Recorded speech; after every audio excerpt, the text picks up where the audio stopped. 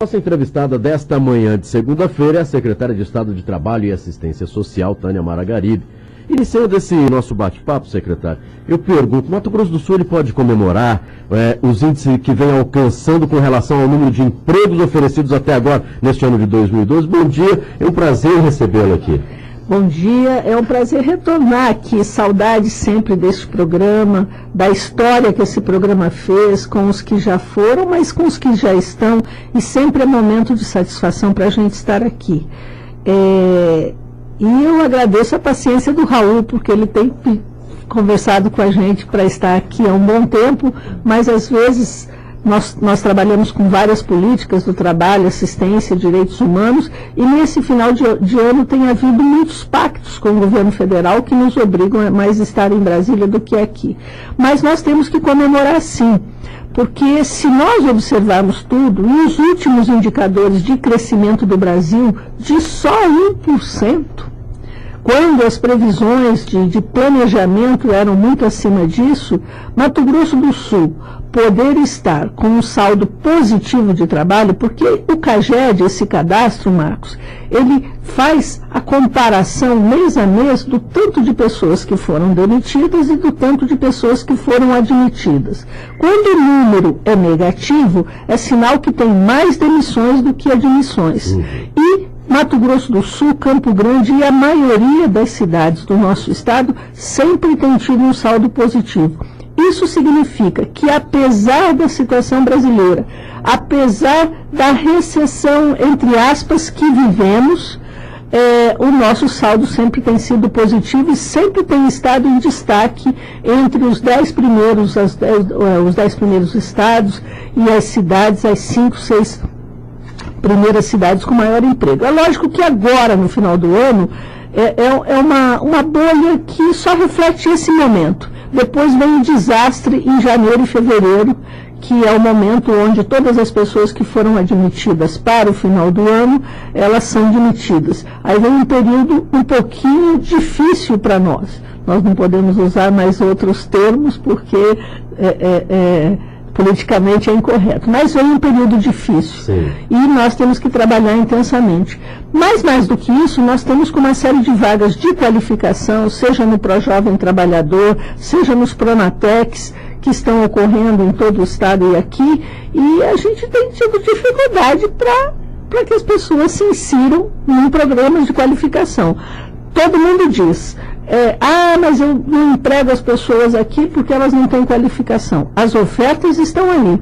O Sistema S foi contratado pelo governo federal via Ministério de Educação nas suas 4 modalidades. Senar, que faz agricultura, Senar Indústria, Senac Comércio e Sesc Senac Transporte, e todos eles estão com vagas para qualificação profissional. Nós temos agora 5.500 vagas para o Projovem Trabalhador. E vamos fazer um empenho danado para, primeiro, eles não queriam se qualificar porque era período eleitoral, todo mundo estava trabalhando. Agora acabou o período eleitoral, tá certo que esses 2 meses todo mundo encontra um trabalho temporário. Mas a partir de janeiro nós temos que pegar firme na qualificação para Mato Grosso do Sul continuar se destacando neste point, digamos assim, de ter mais empregos que demissões. E não ouvir mais essa situação de que nós não temos pessoas qualificadas, né? Porque é aquele detalhe, não adianta você trazer indústrias, empresas abrindo aqui, e aí na hora de contratação busca a mão de obra fora, porque diz, olha, no Mato Grosso do Sul nós não temos ainda. E as pessoas precisam também procurar, secretária, essa qualificação que é importante. E cada um no seu lugar, né? Nós viemos aqui para falar de outra coisa, mas esse assunto é muito importante e eu acho que é importante declarar. A semana retrasada, eu não estava em Brasília, eu estava lá naquela fazenda onde os índios invadiram estão lá aproximadamente 40 famílias morando do outro lado do rio. E com a ajuda da Força Nacional e da Polícia Federal, nós não somos a favor de qualquer tipo de invasão. Isso é uma determinação expressa que nós temos de forma de fazer política no Estado. Mas nós não podemos deixar as pessoas passarem necessidade. Então, com a ajuda da Força Nacional e a e da Polícia Federal, nós fomos lá para entregar cestas básicas para essas famílias que deixaram as suas aldeias. Ninguém caiu do céu lá. Eles deixaram as suas aldeias de Amambai, da própria Sassoró, que é em Itacuru, para se localizar aí. E depois disso, nós também estamos fazendo uma análise de qualificação específica para a comunidade indígena. Por quê? 2014 não tem mais corte de cana. Certo ou errado com as críticas que teve, com o Ministério Público do Trabalho, o Ministério Federal nos ajudando muito contra o trabalho escravo, a favor do trabalho decente, muita coisa melhorou no corte de cana feito pelos índios. Mas certo é que a partir de 2014 é somente corte mecanizado. E os índios da faixa etária, especialmente de 30 a 50 anos, que faziam essa atividade, estão preocupados, porque eles deixam de ter um trabalho. Então nós estamos discutindo com o governo federal. Dia 30, se Deus quiser, vai acontecer a nossa aula inaugural já do Pronatec para a população indígena em Sidrolândia. De lá, as comunidades terrenas escolheram uma qualificação na área da produção de alimentos, da indústria de alimentos. Isso já deu sucesso no Rio Grande do Sul. A cooperativa lá tem contratado índios para fazer corte de carnes. E a gente não precisa inventar a roda. O que está dando bem, nós temos que caminhar. E também pediu em Sidrolândia curso de construção civil. A população de Dourado já pediu curso de quem dirige máquinas agrícolas, me fugiu o nome agora. Operador de máquinas. As mulheres querem trabalhar com biojoias. E isto vai mostrar que, na verdade, o índio não é mais aquele tutelado que a FUNAI insiste em dizer que é tutelado.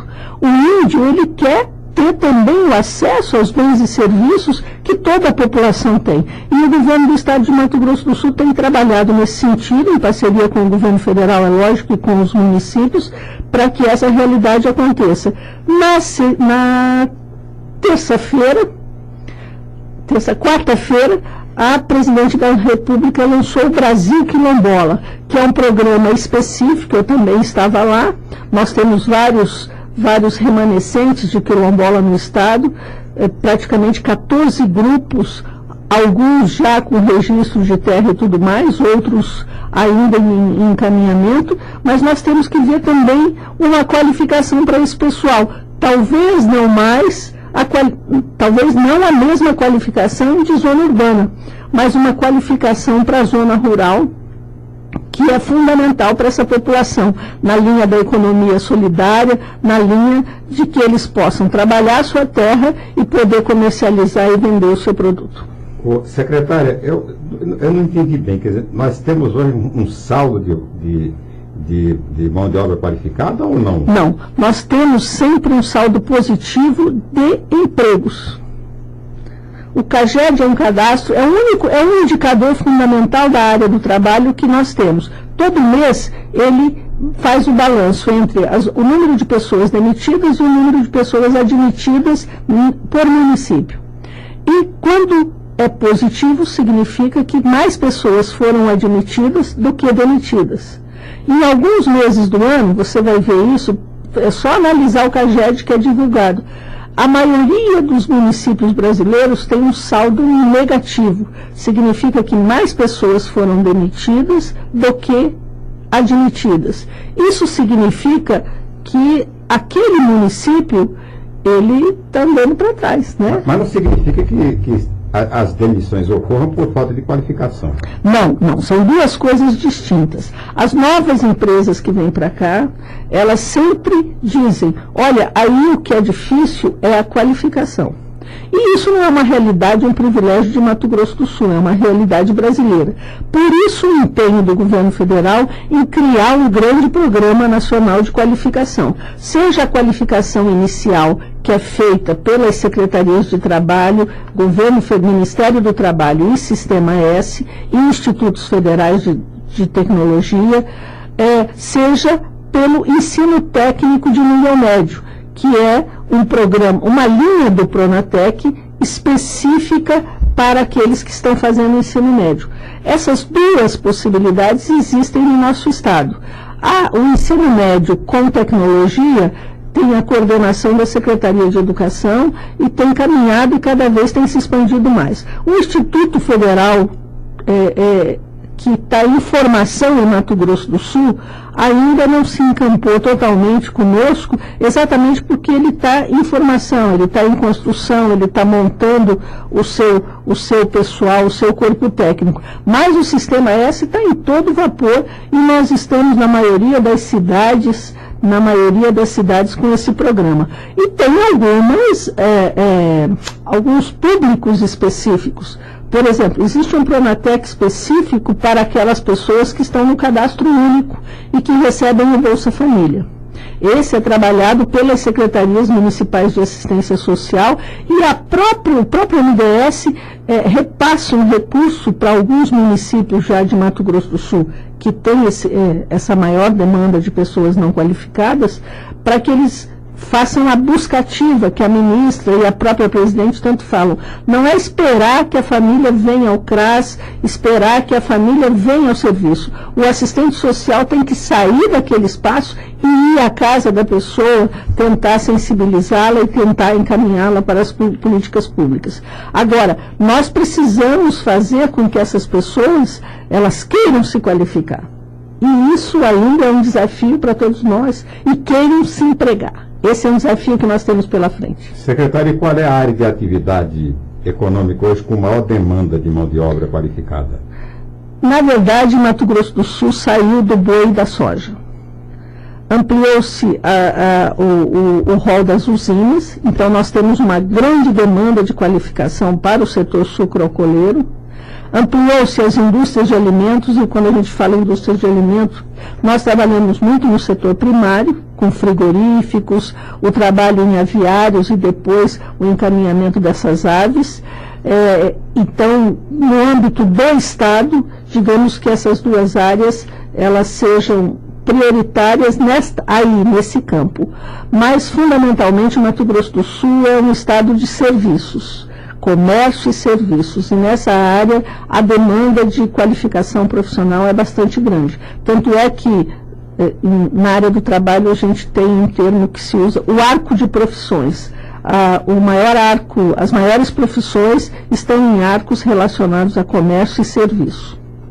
Secretária Tânia Garibe, com relação aos programas sociais, quantas famílias estão sendo atendidas aqui no nosso estado? Nós sabemos, não é, que a sua secretaria é bastante rigorosa com relação às pessoas, né, para não receber duas vezes, para não estar em dois programas sociais e deixa, às vezes, pessoas que realmente precisam. Como é que está esse trabalho aí? E sempre vem acontecendo, né? Olha, vamos fazer um recadastramento. Continua assim, secretário? Não, o que é o recadastramento? O recadastramento é a cada 2 anos. E nós fizemos, está vencendo agora, no próximo ano, com certeza, é um ano de recadastramento, onde os nossos coordenadores, nós temos um coordenador estadual do Vale Renda em cada cidade. Esse coordenador potencializa o trabalho do Vale Universidade também, porque é uma felicidade para nós, mas a maioria dos municípios de Mato Grosso do Sul tem acadêmicos que entraram no Vale Universidade. Eu gostaria que todos os municípios tivessem, agora os 79, porque Paraíso, a partir de janeiro, também já tem o seu prefeito e se torna município. Essa é uma luta, nós chegamos a 73. Então, o coordenador do Vale Renda também, neste período, assume este papel de fazer a divulgação e a inserção de jovens no programa Vale Universidade. E nós teremos, com certeza, de acordo com a norma e de acordo com a lei, o recadastramento o ano que vem. O certo é que nós temos uma série de benefícios, a gente chama de programas de transferência de renda, seja do governo federal, seja do governo do estadual, e vamos ver se, de acordo com as promessas, também se tem alguma coisa de âmbito municipal, né? Mas, secretário, o pessoal fala muito, quer dizer, o programa social é bom porque quanto menos inclusão tiver, né? Quanto menos gente tiver se beneficiando, melhor o programa, né? Porque vai exatamente incluindo as pessoas. Como é que está o Vale Renda? O Vale Renda cresceu ou diminuiu em termos de atendimento? O Vale Renda começou menor, né? Logo em 2008. Em 2007 nós tivemos aquela parada exatamente pela situação que o Estado estava. Na medida que o governador organizou o Estado, o Vale Renda começou a todo vapor em 2008 e ele teve só uma expansão. E nós procuramos fazer um controle rigoroso, não é falta de solicitação dos vereadores, dos prefeitos e prefeitas, de que aumente o número. Mas acontece que o Bolsa Família aumentou muito. E não há o interesse de que seja o mesmo benefício para uma única família, que ela tenha 2, 3. Por isso, essa necessidade de atualização cadastral a cada 2 meses. O que aconteceu naquela casa nesses 2 anos, 2 anos, perdão, naquela casa em 2 anos, algum membro daquela família recebeu o BPC, que é aquilo que todo mundo diz que é aposentadoria, mas que não é o salário mínimo para a pessoa deficiente e para o idoso acima de 65 anos com renda inferior a 1/4 do salário mínimo? Ora, se tem essa renda, para o idoso houve uma conquista, que ela não soma na renda da família, pelo próprio Estatuto do Idoso. No caso da pessoa com deficiência, não. E quanto isso impacta naquela família? Por isso que sempre a gente tem que atualizar. Por exemplo, o advento do Brasil Carinhoso, que é um outro programa que o governo federal lançou agora para as famílias que têm filhos até 6 anos. Neste caso, vou falar de forma muito simples. Como é feito o cálculo para ver quanto que aquela família vai receber? Se uma família tem 10 membros, e tem 3 ou 4 crianças abaixo de 0,6. 10 membros, nenhum deles pode ganhar menos que R$70. Então, a renda daquela família deveria ser R$700. Bom, se ela não tem essa renda, e se os benefícios e o que ela ganha dão 300, o governo vai pagar, enquanto tiver crianças de 0 a 6 anos naquela casa, os 400 que faltam. Entendeu? Então, se tem essa situação, eu tenho que atender com o Vale Renda uma outra família que não teve acesso a isso, seja porque não tem filhos de 0 a 6, seja porque não está enquadrada na faixa de ter o benefício de prestação continuada, por isso essa necessidade de atualização. Tem casos, viu, Marcos, que diante da situação e diante da miséria instalada, às vezes a família recebe os 2. Mas nós podemos fazer a avaliação mais perto, porque nós temos um coordenador em cada cidade. Já o programa Bolsa Família, para você inserir, para você mudar de faixa, tem uma demora de 3, 4, 5 meses. Quer dizer, secretária, que nós podemos considerar que o estado de Mato Grosso do Sul é um estado sem miséria? Não podemos considerar. Porque a miséria não se faz só por dinheiro. A miséria se faz por uma série de fatores. Nós podemos considerar que o estado de Mato Grosso do Sul é um estado onde não existe miséria, na medida que as pessoas estejam inseridas em políticas de educação, em políticas de saúde e também em políticas de transferência de renda. Não é só o dinheiro que faz uma família sair da miséria. Existem outros modelos de miséria. Dizer que a nossa miséria é igual à miséria que ocorre no Rio de Janeiro, que ocorre em São Paulo, em algumas periferias e favelas, isso é verdade. Próprios ministros que já tiveram aqui comigo no passado, a gente andando, mostrando o que é a periferia de Campo Grande e fazendo os nossos mapas de pobreza, mostrando os nossos índices de desenvolvimento social, reconhecem que nós temos menos miséria aqui, e isso a própria estatística, o próprio IBGE já deu, do que em outras regiões brasileiras. Nós, graças a Deus, não temos nenhuma referência, nenhuma proximidade com as regiões do Nordeste, por exemplo. Mas ainda temos que trabalhar muito para Mato Grosso do Sul ser um estado onde nós possamos dizer, né, que as famílias vivem sem estar em miséria absoluta. Mas os programas sociais já alcançaram todas as famílias carentes do estado? Pois isso a gente espera. Isso a gente espera. Essa proposta de busca ativa, veja, quando foi lançado o Brasil Sem Miséria, um programa nacional pela presidente Dilma, foi um dos primeiros programas que ela lançou quando assumiu.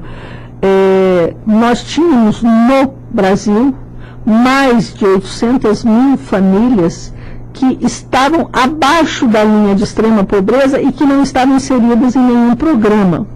800 mil famílias, 800 mil famílias. Mato Grosso do Sul tinha um quadro de 120 mil famílias. Esse quadro já abaixou, graças ao trabalho dos municípios, das secretarias municipais de assistência social, especialmente pelo trabalho de busca ativa, que se chama, de não esperar que a pessoa venha para receber o benefício, mas sabendo que existe uma pessoa em extrema pobreza em algum lugar, ir atrás dela. Agora, afirmar que nós zeramos essa situação, isso não é verdade. Nós precisamos a todo momento perseguir a busca de todas essas famílias, para inserir na qualificação, para inserir no programa cadastro, porque o cadastro único, que demanda o Bolsa Família, mas não é só isso, sabe, Sérgio? O cadastro único, hoje, você, para ter uma casa de um conjunto habitacional popular, se você não tiver cadastro único, você não entra. Aquele número de identificação social é fundamental. Hoje, para ter a tarifa social de energia, se você não tiver incluído no cadastro único, você não tem a tarifa social de energia. E é uma forma que o país tem feito para que efetivamente a gente conheça as famílias em extrema pobreza e, de alguma forma, comece a trabalhar para que elas deixem essa situação. Bem, secretária de Estado de Trabalho e Assistência Social, Tânia Maragaribe, queremos agradecer a sua participação no programa Tribuna Livre. É sempre um bom papo, sempre assuntos interessantes. E para encerrar mesmo, está preparada para esse final de ano em Brasília? Porque é lá que tem que buscar recursos para 2013, né, secretária? Há uma diferença entre o trabalho no Estado e o trabalho no município. Efetivamente, nós temos lutado lá para alguns recursos mais rotineiros que estão atrasados por parte especialmente do Ministério do Trabalho, mas nas demais áreas, o repasse fundo a fundo, muita conquista que nós tivemos na assistência. Mas nós estamos mesmo preparados para o trabalho aqui, agora em janeiro, fevereiro, a abertura no dia 22 de janeiro das inscrições para o programa Jovem, para o programa Vale Universidade. Esse programa que nos dá muita gratificação é para aquele jovem que é pobre, mas que tem nesse estado uma oportunidade de ter um benefício que paga até 90% da sua mensalidade. É um programa que é sério e, por essa razão, tem tido todos os anos de 5 a 6 mil inscrições de jovens. E dia 22 de janeiro é a abertura do sistema para a inscrição dos jovens. Como é um período de férias, a gente já avisa antecipado, sabe, Marcos? Para as pessoas ficarem atentas, é só entrar no site da Setas, www.setas.ms.gov.br, e lá vão ter as normativas do programa. Inscrição abre no dia 22 de janeiro e encerra no dia 22 de fevereiro, exatamente às 17 horas. A partir daí, o sistema mesmo seleciona quem nós devemos fazer as entrevistas para sair a inserção destes mesmos a partir do fim de março, começo de abril. Muito obrigado.